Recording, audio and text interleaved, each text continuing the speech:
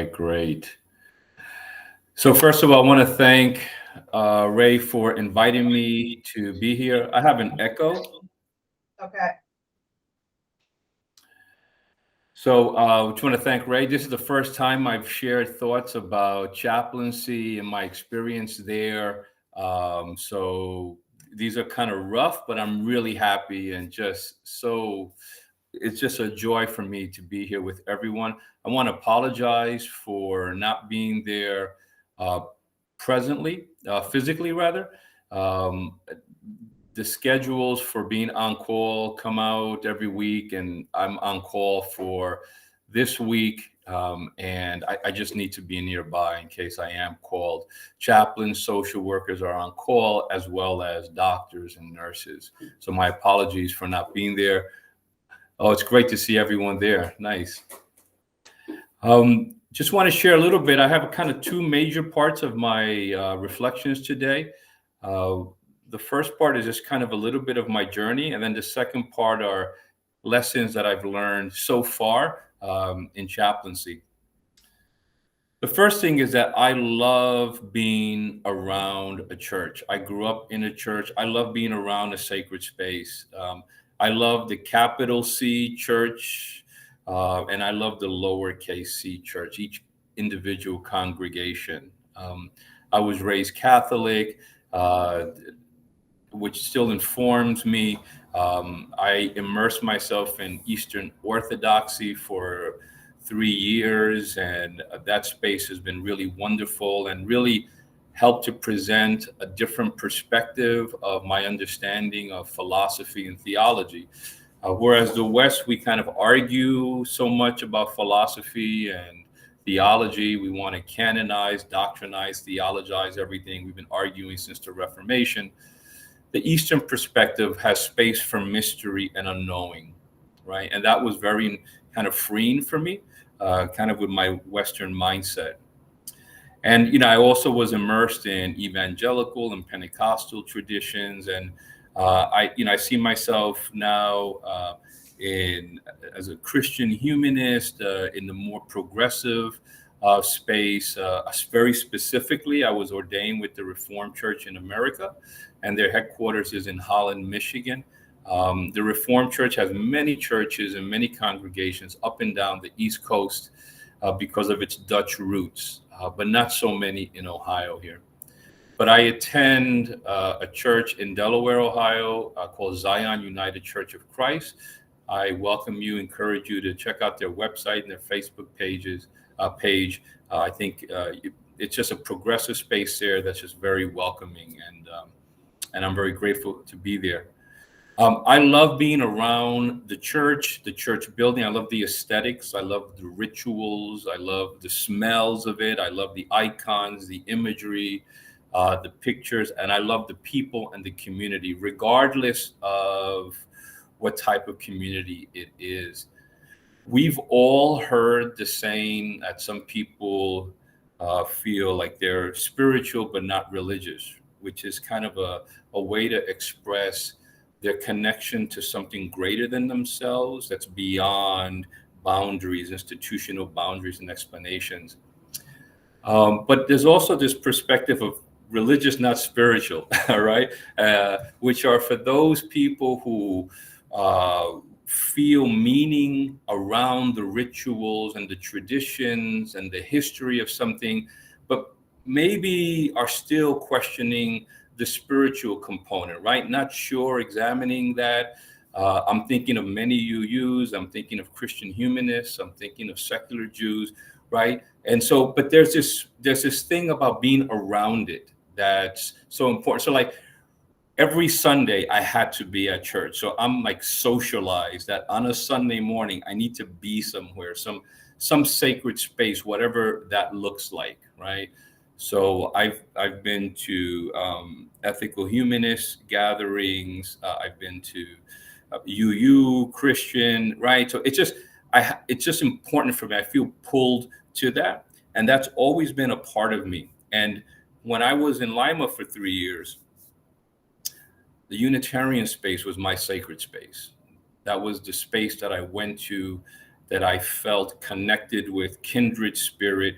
We argued, debated what the sacred might look like, but it was the space that really fed me and really saved my life, right? For a New York City kid, who was in California for 1 year, San Diego. Then I came to Northwest Ohio, right? On a macro level, it was a huge transition for me and difficult, right? So from a urban area to a more rural area, from a blue state to a reddish state area, from a diverse area to a more homogeneous area, it was kind of hard. And you've heard this story before, on a micro level, I made wonderful relationships with people, and I'm just eternally grateful for that. And the UU was a space that was welcoming. The fact that there's even a UU church in Lima, right, for me, it kind of blew my mind when I first went to Lima. And then when I went there, it was just wonderful. And then when I met Marin and we started with all the New York City joking and all that, I just felt like there was like a kindred spirit there, right? Someone who got me. So I'm grateful for that. And so, as some of you know, kind of from 2016 to maybe now or maybe a year ago, I consider my wilderness years. When I went from New York, I was at Nyack College for 15 years. I went to the new school, but then they had a reconfiguring of my position. I ended up going to San Diego, to University of St. Catherine for a year as the dean of the college. But that was a placeholder. Then I sent out resumes all over the place, and I ended up in Ohio, in Lima, Ohio, at Rhodes State College. And then in 2020, when there was the major reorganization of the college and the elimination of the arts and sciences there, I continued for about 6 more months in a different role, and it just wasn't working. It didn't click, right? I'm a liberal arts guy. My area is religion. I oversee arts and sciences, and it didn't work anymore. It didn't click, and it was time for me to leave. And so that was 3 changes in higher education in 5 years for me. I've been 20 years in higher education, and I just decided. I continue sending out resumes and interviews and all that. But I decided I think I'm going to stop being in higher education, right? And as a dean for 12 years, there's kind of a standard 5-6 years that people are deans before they go back to teaching. I did that for 12 years in various capacities. And so I just decided to look for something else. And I decided to go to what's familiar to me. And I decided I wanted to return to helping people more intentionally.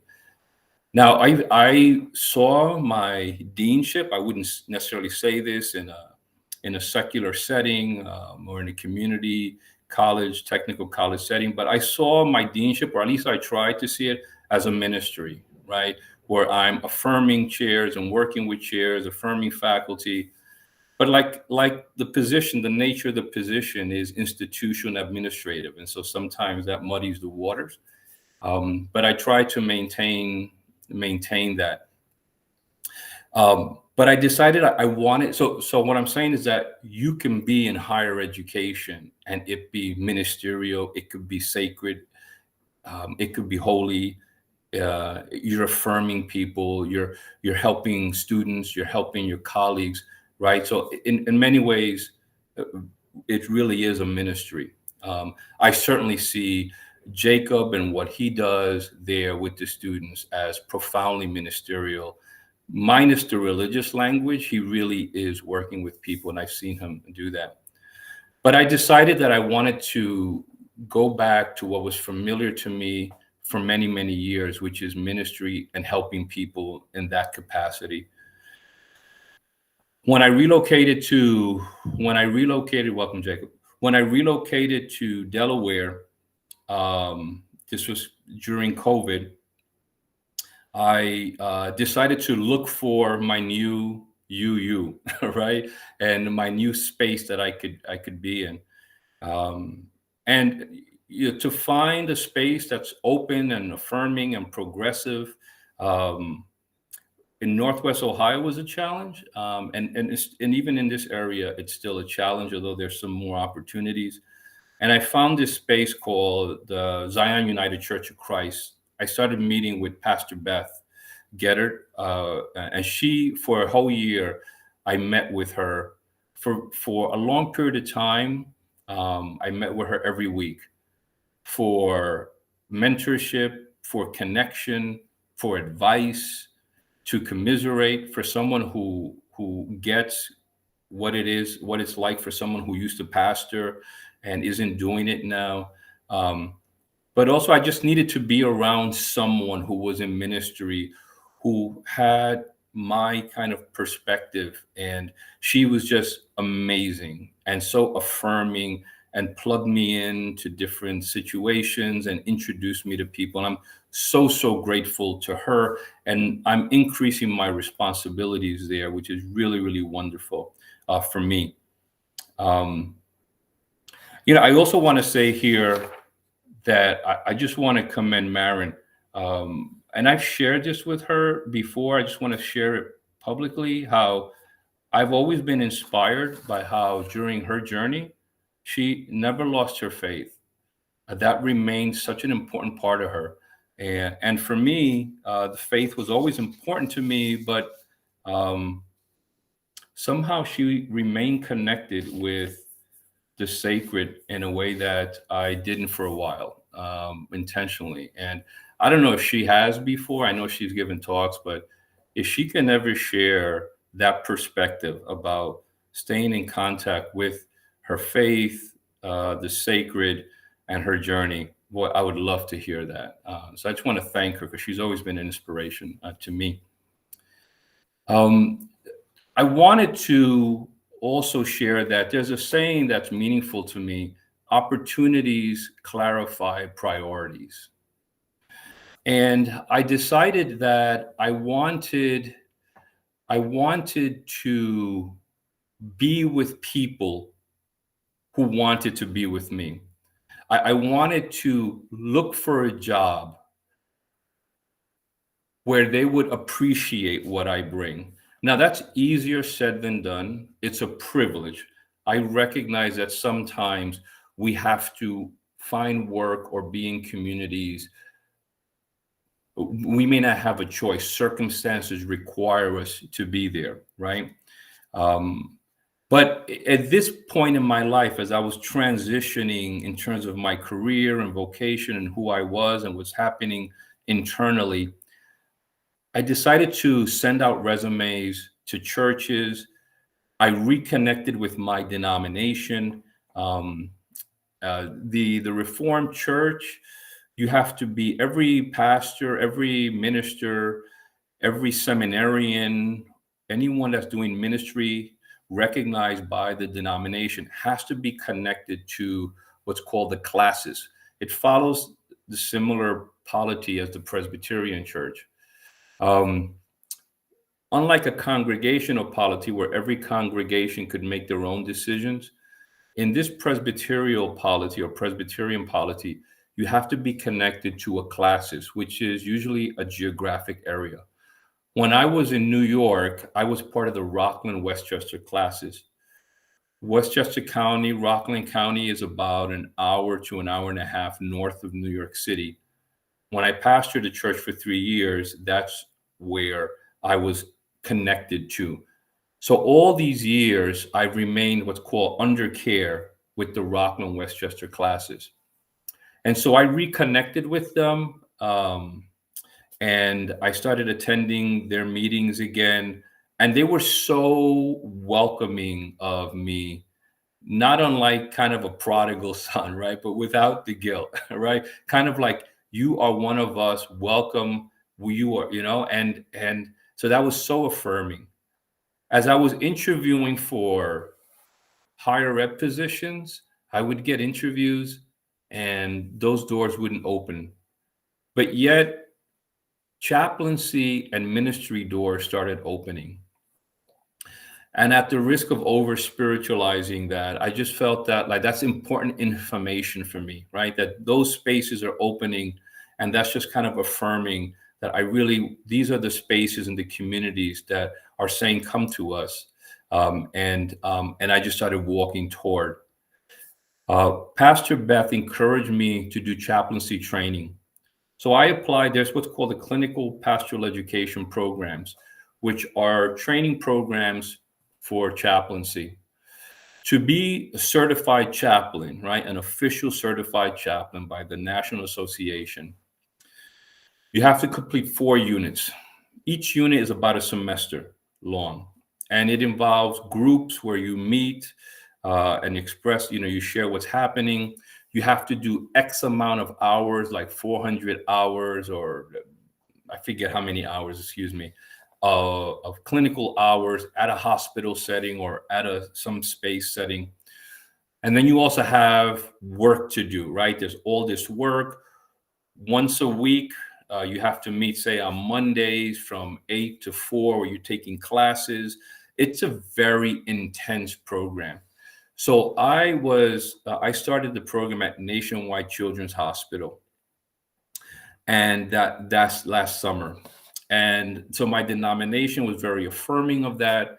It was really hard and really wonderful, because the nature of CPE is to be incredibly vulnerable. Now, on the Myers-Briggs, I'm a feeler, and I could be touchy-feely and all that, but I'm also really in my head, right? I guess that's just being in higher ed and the academy for so long. The nature of CPE is you want to be so broken, so vulnerable. And the rationale is that the more in touch you are with your own woundedness and brokenness, the more present you'll be with other people in their woundedness and in their brokenness, right? And so it's just really hard. And it's just perpetual introspection and writing, perpetual. And so it's a lot of work. I'm in my 2nd unit right now. And it's just a lot of work. So I started that, and those chaplaincy doors started opening, ministry doors started opening. And so that felt like an affirmation of my decision.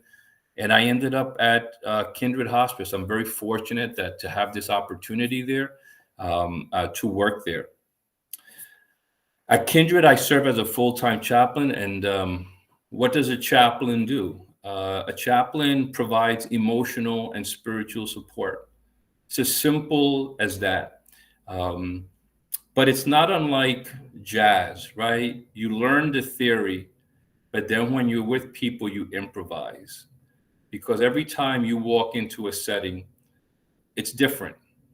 It's just very different. So yesterday I was on call at Nationwide. I'm on call every Saturday for about 3 months. And I get a call because a 5-year-old boy who was very healthy went into cardiac arrest. And I don't know if he's going to be with us in the next day or two. But I was called to say prayers. I saw prayer. I went there. The grandma, the aunt was there. The parents were there, some family members. I said prayers for them. Then they asked for a baptism. I baptized this boy who was unresponsive. But most of my time when I'm visiting people, and I guess it varies, and I'll mention something about hospice care. What I've learned is you don't have to do anything. Just what we call pastoral presence, just being with people. Now, I've also had an experience where I walked in on a family. I was invited by a nurse to be with a family. Their child wasn't doing well. And the mom screamed and freaked out because I was the Grim Reaper, right? The chaplain is here. My child is going to die.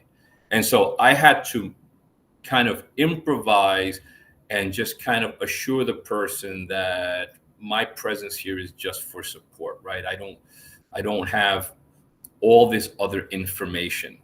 And sometimes people welcome the chaplain.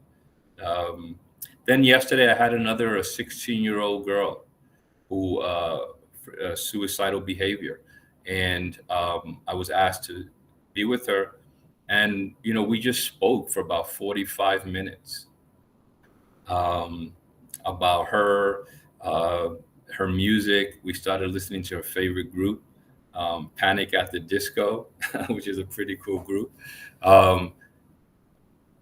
It varies, right? It just varies. And I'm going to speak about hospice care in a minute. But kind of theologically speaking, the image that I have and the scriptural kind of foundation that I use is what's found in the Torah and the Hebrew scriptures in Exodus from 35 to 40, which is how the Israelites built a mobile tabernacle, and they would take the tabernacle and build it everywhere they went on their journeys.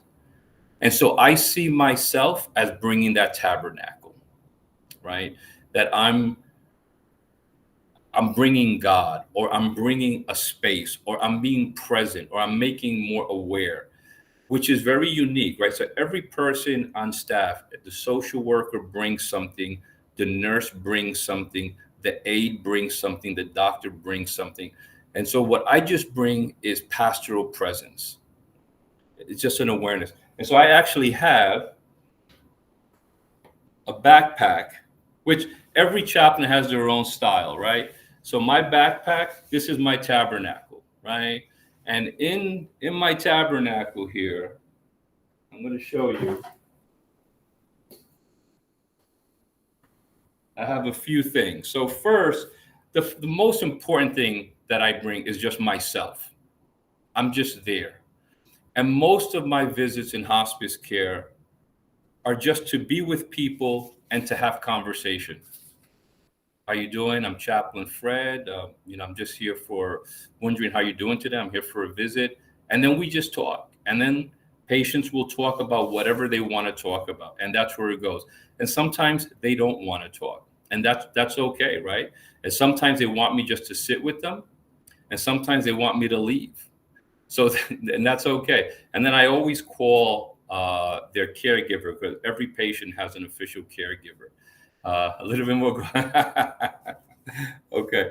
So in my bag here, I have like oil for anointing. I have a stole that I wear sometimes when needed.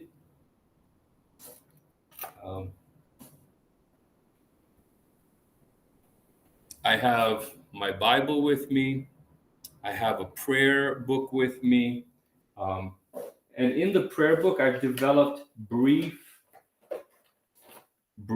rituals that are ecumenical, right? And depending on, because of where I'm located, overwhelmingly most of the hospice patients that require or request chaplaincy are Christian. It tends to be more on the conservative or traditional Christian side. But I also have puzzles here, because sometimes this is just what people in hospice just want to do. They just want to be with you there.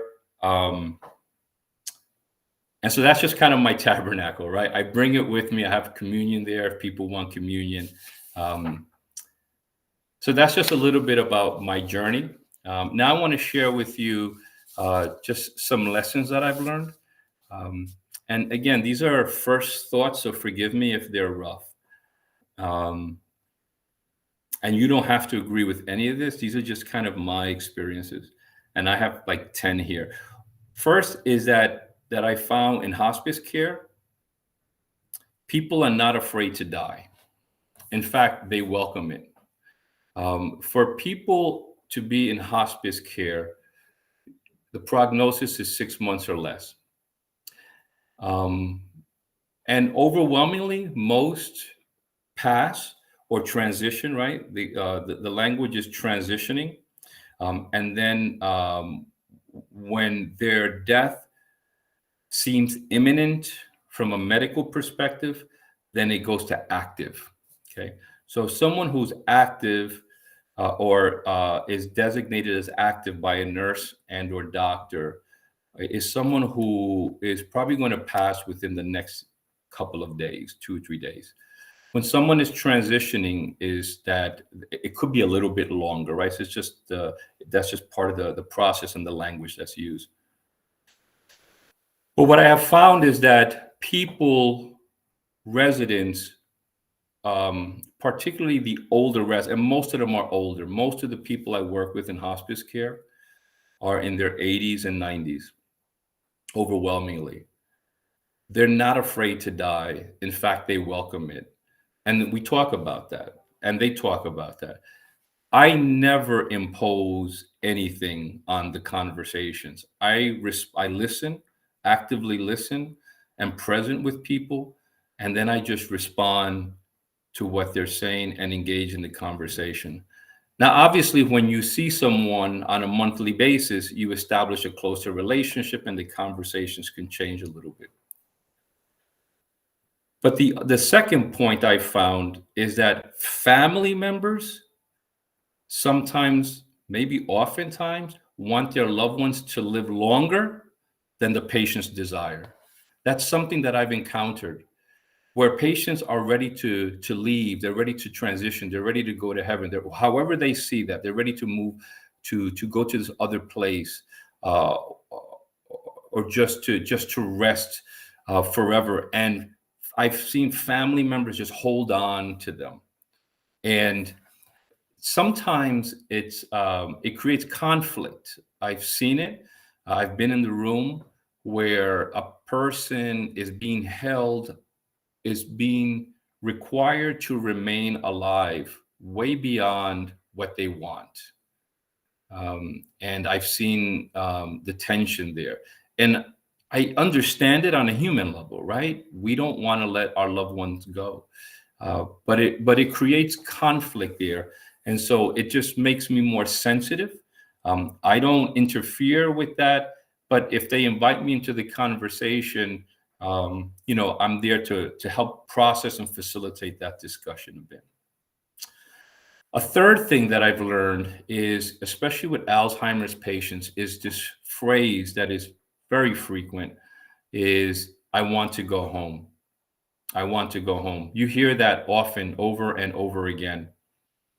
And, home for some people represents memories of a time and place that was comfortable and secure, and patients feel more relaxed and happier.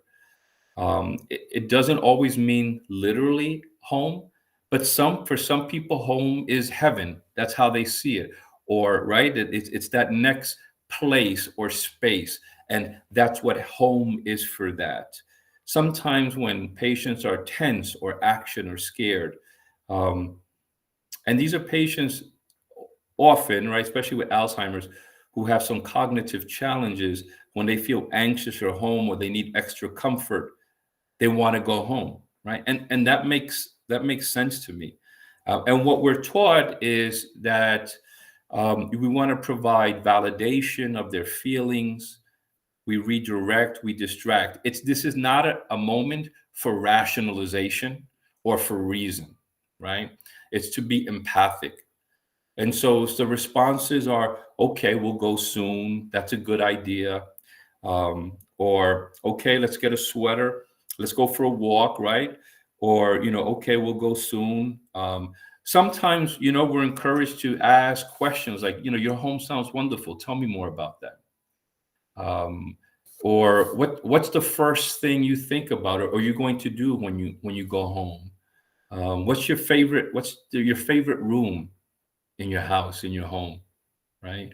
And so it's affirming their feelings, and without discounting it. And so here's the greater lesson. It's interesting, is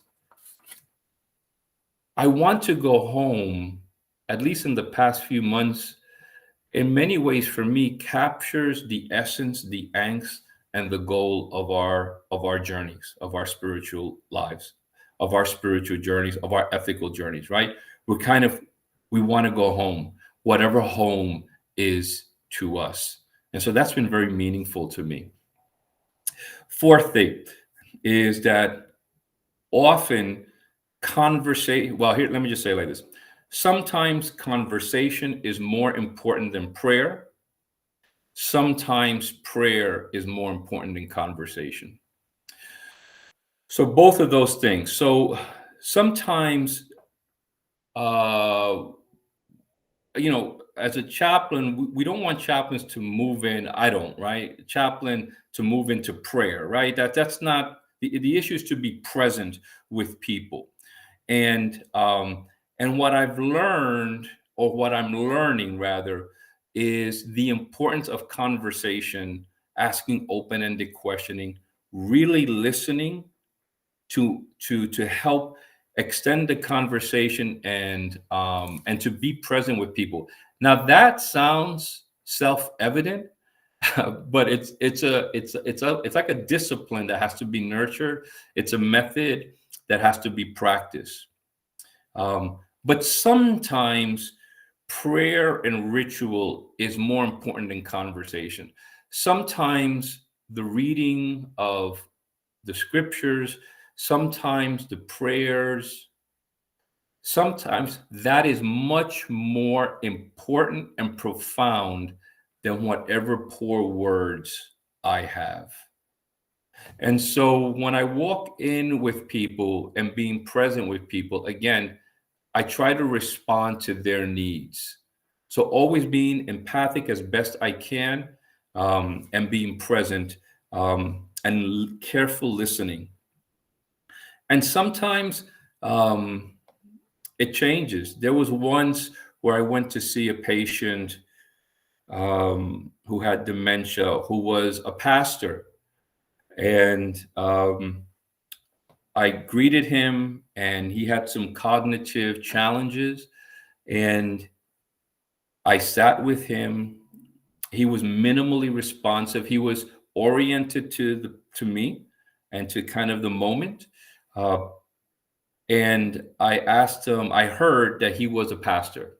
And so I said, would you like me to read a passage to you? Would you like me to play a hymn for you? So I did. I started reading a scripture passage, and I have Psalms. I usually go to Psalms or Proverbs. And he started weeping and was holding the Bible with me. And the next month, when I went to see him, he dismissed me and threw me out of his room. Right. And there have been other times when the opposite happens. There are times where I'm with someone who is not in a good place, like any one of us. We're having a bad day, we're having a bad moment. They don't want to talk. That's fine. And then the next time I visit, they're just sharing their whole life story. Sometimes I'll visit a patient who, the moment I walk in, please pray for me, right? Just with just this deep inner call. And so at those moments, that's when I wear the stole. I try to move into a more priestly space, presence. I'm saying the prayers. And then sometimes it's not, right? So you respond to the needs of each person. So sometimes conversation is more important, and sometimes the rituals are so important, right? The rituals are so important. Number 5, one question I regularly ask is, what brings you joy? Or if that sounds, or I might just say, what's important to you? What makes you happy? And most people, I'm generalizing, but in my experience, in my brief time, most people will say, well, I don't know. And then they'll speak about their children. That seems to be the most popular answer. And then they'll talk about their spouse, right? The image I have in my mind is Family Feud, right? When you have take care, Alan. It's good to see you. The Family Feud, when they have the survey says, like, children are always number one. That seems to be like the first thing. And spouse seems to be number 2, right? Very rarely, unless I kind of have follow-up questions, do people speak about themselves. It's, and it makes me sad, actually, right? That and I don't, not that there's anything wrong, of course, that children and spouses are important, but it's interesting that it's very rare that people will say personal things that are important to them. And then I'll ask them. So then I'll say, like, well, tell me some of your hobbies, right? And then sometimes things will come out. But I guess the lesson there for me is that, you know, identify things that are important to you, right? We're always helping other people. We're always serving other people. We're always taking care of other people. But do we take care of ourselves? And at the end of life, yes, we want to think about the other people we serve, but have we taken care of ourselves, right? And so when I'm in those moments, I just try to explore with people their deeper joys. And sadly, sometimes they can't identify one, right? We can't find one. And then sometimes we can. So anyway, that's just another insight. Number 6, what's the greatest loss, right? So this is in chaplaincy language, we're trying to find spiritual loss, right? Spiritual concern. So just kind of a loss. What's your greatest loss? The number one answer I usually get in hospice care is independence. That's the greatest loss. Sometimes people have to sell their homes. Sometimes people have to move into a residence, right? Now, I've been to retirement communities that are just top notch. And then I've been to nursing homes that are not so much, right? I've been to spaces that are both wonderful and others that it's really hard to be present at, right? Now, I will say this has been my experience so far, and I'm being honest here, is that regardless of the physical setting, the people who work there overwhelmingly are just wonderful people who are deeply committed to what they do and to the people there. Okay. But I've been to places that are really great, and then there are other places that are not so much. And so the loss of independence, the loss of I can't drive a car anymore, the loss that I have to take care of myself, the independence, that seems to be the number one greatest loss. That's just an insight I wanted to share with you. Number 7, what I've learned is when in doubt, play music. It just seems that of all the things, music is just so profoundly moving and touches people in a deep way. So sometimes it could be a Christian hymn for some people, right? It could be that. They'll hear that. I've been with patients, and I'm not exaggerating here, who have been unresponsive, or at least to me unresponsive, but they've been unresponsive and I'm there. But I know they're Christian, right? And I'll play a hymn and their lips are moving. Or sometimes a tear appears. And it's pretty incredible. But sometimes, like, I'll visit patients and I'll say, you want to hear music? And they go, yeah. And then, what do you want to hear? So I have this one person who loves Elvis. So we've listened to Elvis. Someone else, jazz. So I play Duke Ellington. Sometimes I've played Benny Goodman or Frank Sinatra, right? So what I do, of course, is I developed a playlist on my Spotify of several playlists. One is kind of Christian hymns, but one is for music that would be relevant to that audience, right? And that age range. And from what I hear from people.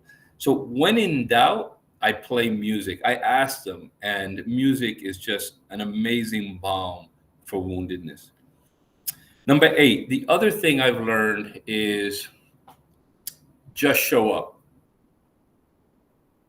Just being there, for the most part, is meaningful to people, right? Just being there. Where I'm not there as a nurse or a doctor. I'm checking something, and there's no judgment there.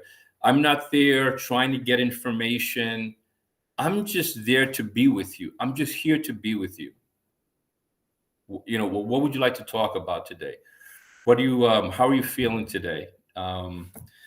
And sometimes I make mistakes, right? I make mistakes all the time. I remember once I asked the person, I said, how's your heart today, right? Meaning like kind of from a spiritual, ethical, emotional sense. But this person actually had heart problems. So when I said it kind of lost its meaning. I was like, oh, okay, that's good. It's good to know. But then I had to kind of shift and pivot. But just showing up for people is important, right? Some people, I have a caseload of 50 people. I go to about 7 or 8 facilities. And then I have about almost 10 people that I go to their homes. We have to see each person, the chaplains, at least once a month. We have to see them at least once a month. And then some people request twice a month, right? I also, one thing I've learned is, not that I've learned, that I do is there's a retirement community, Primrose, which is really excellent. They've asked me to do like a blessing of the building, or they've asked me to go there for Ash Wednesday. Then there's another place, which is excellent, DeWolf. And they've asked me to do a monthly kind of like a Bible study. I don't really do a Bible study. I do what I call a prayer circle, where we read a scripture passage, but then we process it together. We discuss it together. We do joys and concerns. So it's much more interactive and engaging than just me kind of just being there like a regular service. And that's part of being a chaplain and connecting with the community, right? That's a part of the service. But just by showing up to places and going there, people establish relationships, and that's meaningful. One thing that I miss is I miss being in one place and space that I could keep going to. Because that way you build community in a very specific way, in a very unique way. Where I have a caseload, I'm going to different spaces. And that's more one thing that I've been taught, the language is that's more about sacred moments, right? I'm going to places, it's about moments. But I miss sometimes the sacred space, right? Just going to a place and being there and seeing the same people 2, 3, 4, 5 times a week. That's something that I do miss. So if you like independence, having a caseload going around is great. If you prefer being in one space, that's great. So just like anything, like any other position, you try to match your personality with the position. And there are different types of chaplains. Some work with children, some work with seniors, some work in prison, some work in a college setting. So it's a variety of chaplaincy. So, but just showing up, right? That's kind of the point there. Number 9 is embrace the silence. So, sometimes because of my energy, people who've known me, because of my energy, and although I'm more of an introvert, I function in an extroverted capacity. I have kind of this, I could have an intense energy, which is just part of my Puerto Ricanness and part of my New York City-ness and just part of who I am.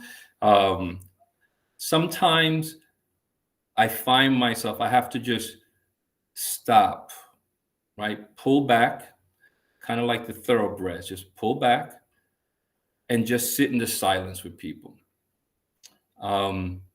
And that the silence is okay. Something doesn't always have to happen. And that's a discipline that I have to nurture. There's another chaplain who's just excellent at that, right? Just really good at that. We all have our strengths and our growing edges. And just being with people, just quietly being with people, is profound and meaningful. And I had a daughter ask me that also. Can you visit my mom twice a month? You don't have to do anything. She just feels comforted by someone being there. Right. So then I'll do that. Going back to what I said previously, one of the tensions sometimes I've experienced is when family members want chaplain presence or chaplain services, but the patient doesn't want it, right? Uh, so then you have to kind of navigate that. Um, all right, my last one, 10 is in terms of like chaplaincy language, is finding spiritual connections. Spiritual connections are all around, right? Spiritual connections, yeah, it could be a faith community, but there was a boy I visited in the hospital who had pictures of all these animals, kind of 4x6 pictures in frames, in the whole in the whole in his whole room. I'm trying to think of what he was there for. I think he was a 13-year-old boy, a brain tumor. He's been there a few months, and he's kind of learning how to walk again. And I was there, but he had all these pictures. And I asked him about this, and what I found out is that he believes in spirit animals, and he has a profound connection to the white-tailed deer. And when I asked him about that, he couldn't explain it, right? He couldn't explain it. But it just was meaningful to him. And I think that's actually very profound, because sometimes things are meaningful to us and we can't explain it. Sometimes we don't know. We can't put it into words. It just is, right? It just is. It's just important to us. For some people, spiritual connection could be music. It could be swimming. There was a patient who was a swimmer. That was so meaningful. For someone else, it was jogging, and she's lost her ability to walk now, but jogging is like so important to her. It could be friends. I know that a spiritual connection for Marin is the Grateful Dead, right? So the Grateful Dead could be a spiritual connection. Spiritual jazz, yes, swimming, no, okay. But spiritual connections are all around us. And I think it's important to just see those, to find those. So as a chaplain, I'm trying to find those connections. But I think from a personal life perspective is, right, I'm trying to find these things that are just so meaningful. So I'm going to stop right there. I see it's 12:17. I'm sure I've gone way beyond whatever I was supposed to talk about, but I've covered, I think, everything I did. So I don't know, Ray, if you're going to, I'll do whatever you say. If you want questions, I'm happy to process. If we've gone beyond the beyond, then we're good.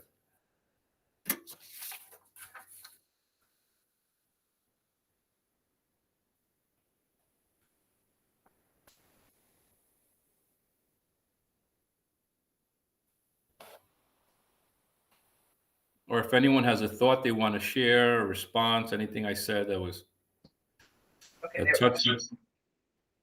I appreciate what you brought up about music and spirituality, and I was just going to share. I listened to a podcast recently with a yoga Ayurvedic practitioner, Jai Dave, and bassist Oteil Burbridge, who actually is playing with Dead and Company now. Because there's more than just Marin that's a deadhead here. They talked about music, being the heart of spirituality and religion throughout history. And that a lot of people that don't want to claim they're religious at all, but they are music, enthusiasts and fanatics.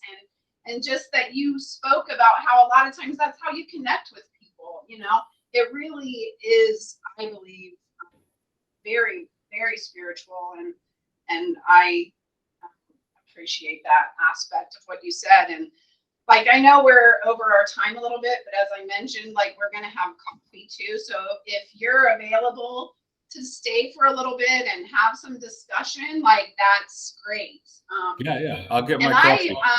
I know there was a little bit of discussion going on in the chat that, we weren't involved in. So if there's anything that you want to share, Carla, that came up in it.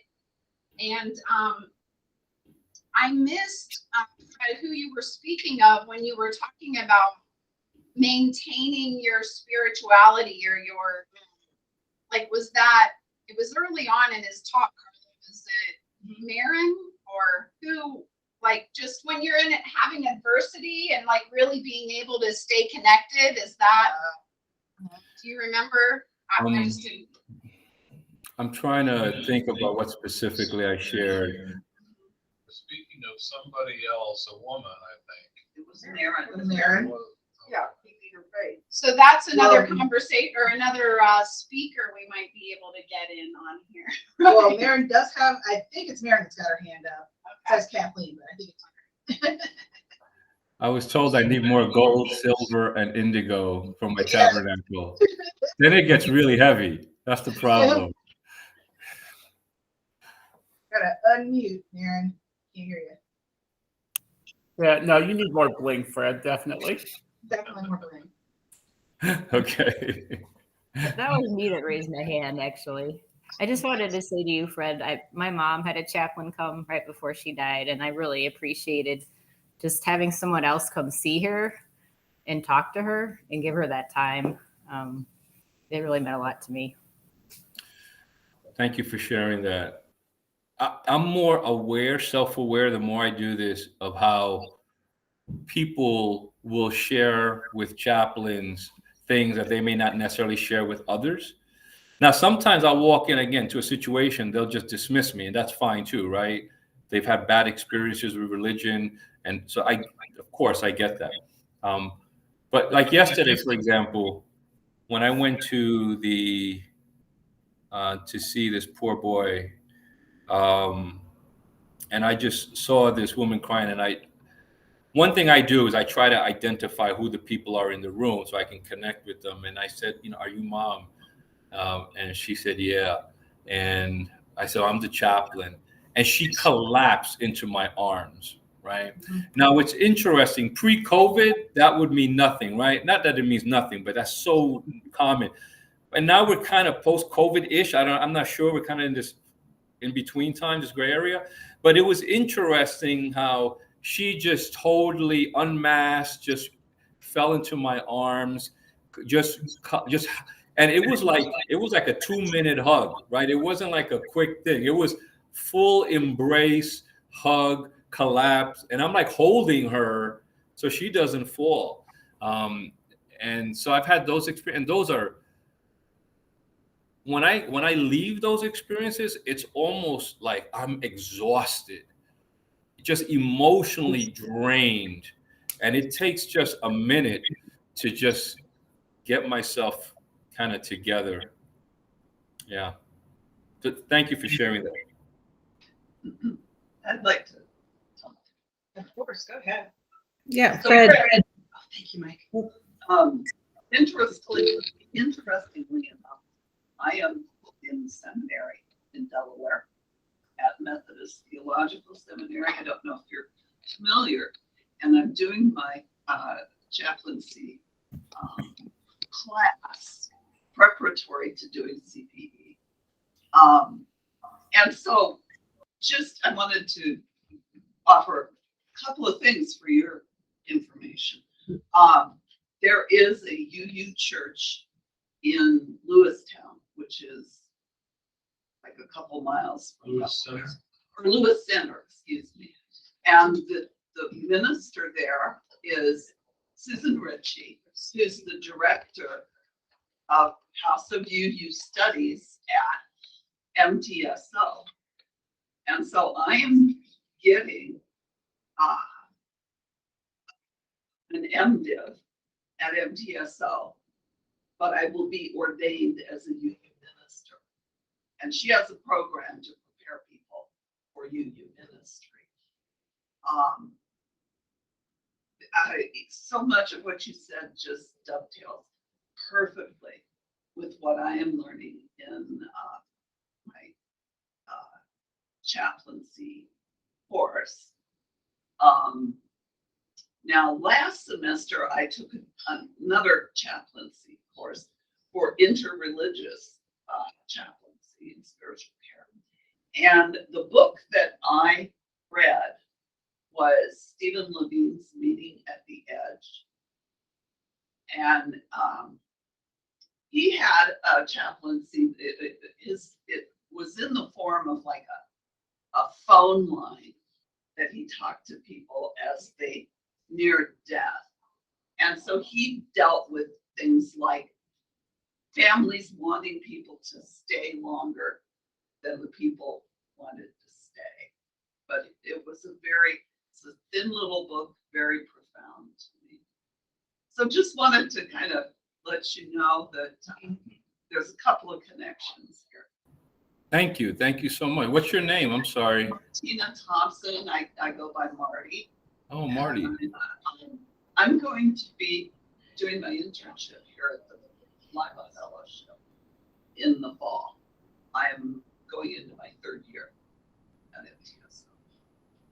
Marty, thank you so much for your insights and for your thoughts. That really means a lot to me. That's a lot of work. That's a big commitment you're making. Chaplaincy training is a lot of work. I didn't realize that, to be honest with you, until I started the educational, it's very practitioner based, it's very praxis based, and it's a lot of reflection, introspection, and writing. It's pretty exhausting. Yeah. And so I'm carrying a full load this semester, but I'm taking this chaplaincy class, and I'm finding that I would like to devote a day of the week for the work of each class, except that my chaplaincy class is taking 3 or 4 days. Yeah, it's a big commitment. Yeah. And the thing about chaplaincy training, it's very much about the heart. So like a lot of theological training, like graduate training, right? It's about the head, thinking, reflect, but it's very head oriented. This is very heart oriented. And so sometimes like my director, right? We have to see someone once a week. It's just constant. And he's an Adventist, right? He's an Adventist progressive guy. He lives in the Columbus area. And he's frequently saying, Fred, right? He'll just say like that, Fred. Stop telling me what you think. How do you feel, right? And so he's always bringing me back to the heart, right? Always bringing me back to the heart and how I feel. Thank you for that. Holly had raised her hand, so I want to bring attention to her question in the chat. Fred, thanks so much for telling us about your journey. You mentioned having to do a lot of introspection when you were preparing for the chaplaincy. Can you give us some examples of the questions you had to answer or topics of your writing? Okay, that's good. Share. That's good. I'm introspecting on my introspection questions.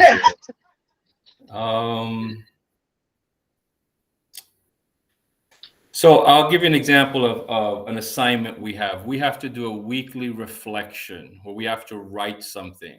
And in the weekly reflection is reflect on yourself, reflect on your peers, reflect on the patients and their families, reflect on your relationship with the director, right? Because you have to see someone.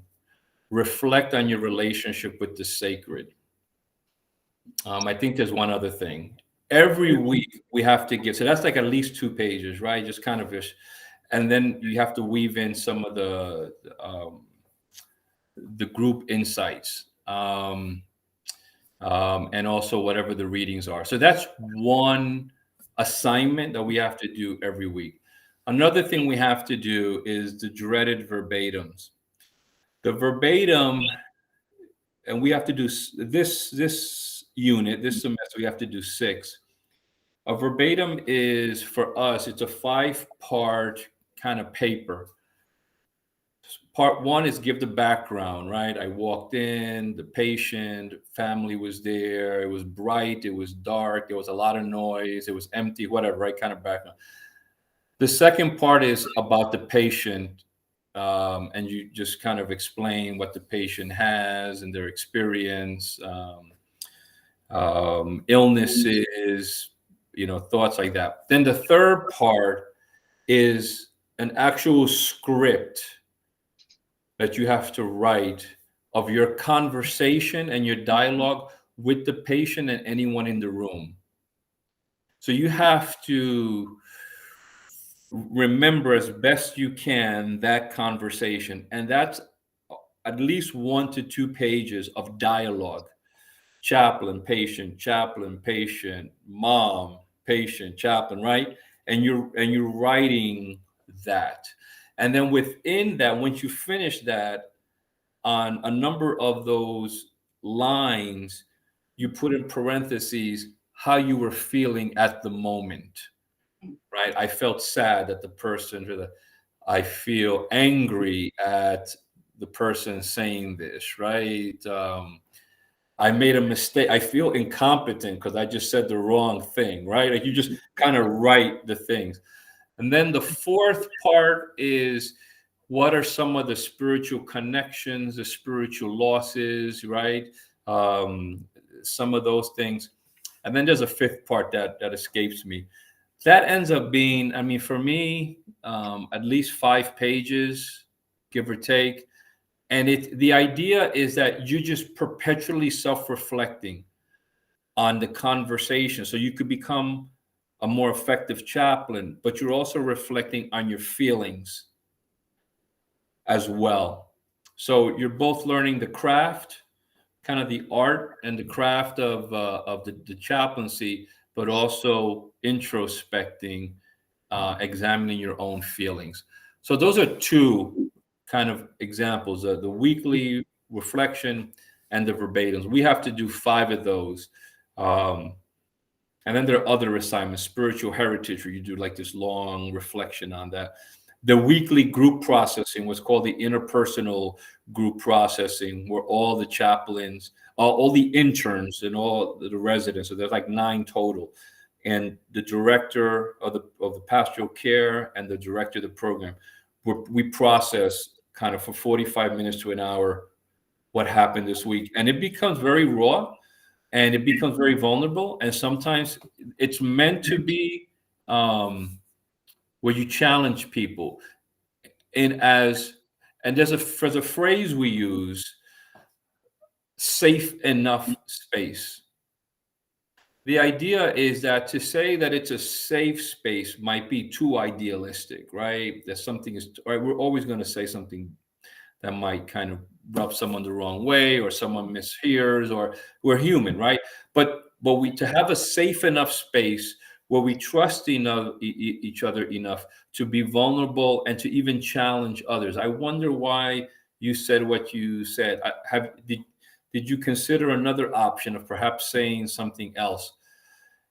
So it's right. So it's just perpetual self-reflection that way too, even as a group. I just wanted to read out loud Jacob's comment in the chat.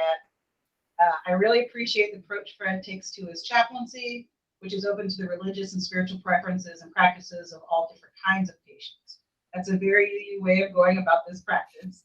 I cannot tell you how happy I and all of us are that you found such an excellent way to fulfill your calling. Thank you, Jake. I appreciate that. When I'm in Nationwide, because of the context there, it's much more kind of interreligious, right? The context area. In the Marian, it tends to be not so much. It's more kind of Christian. But I thank you for saying that. That's very meaningful to me. And then we have people, there are a number of patients who are maybe culturally religious, but really they don't attend church or anything like that. So my visits are just like, we're just talking about, Ohio State football or sports or the Olympics or, and every now and then there's one person who talks about politics.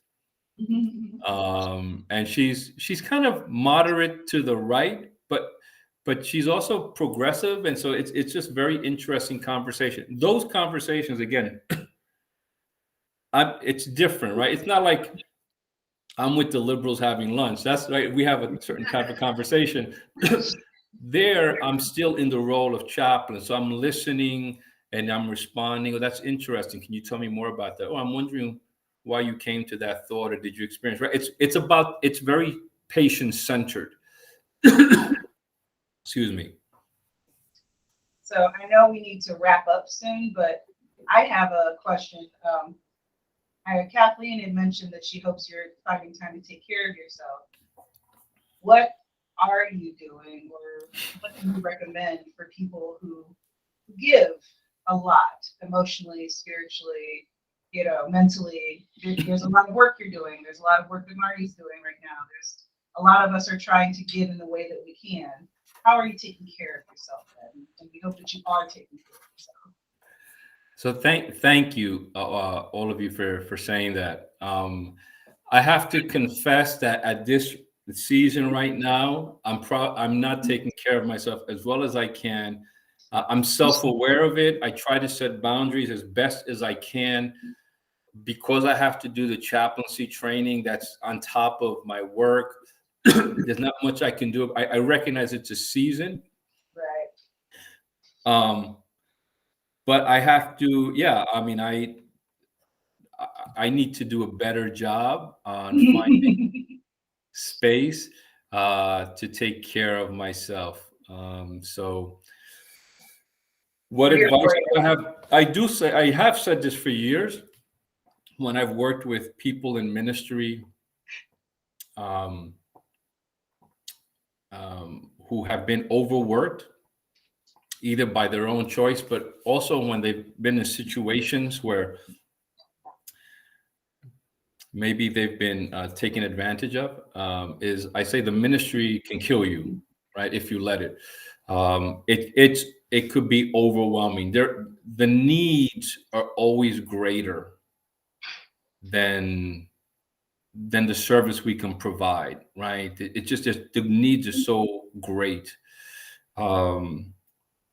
And so you have to be wise and judicious of how you use your time and working with people and being able not just to say no, but to ask people for help and to be vulnerable enough to ask for that. So anyway, that's what I have right now. I think how you mentioned, when you were in a certain situation, Sounds like you a- recognized that you were exhausted and that it had taken, a lot of energy out of you. So just recognizing it is definitely the first step. Yes. Well, Fred, we want to wish you well. Ray, was there anything you'd like to do to wrap up? Or You want to do our covenant? And yes. Fred, do you remember the covenant?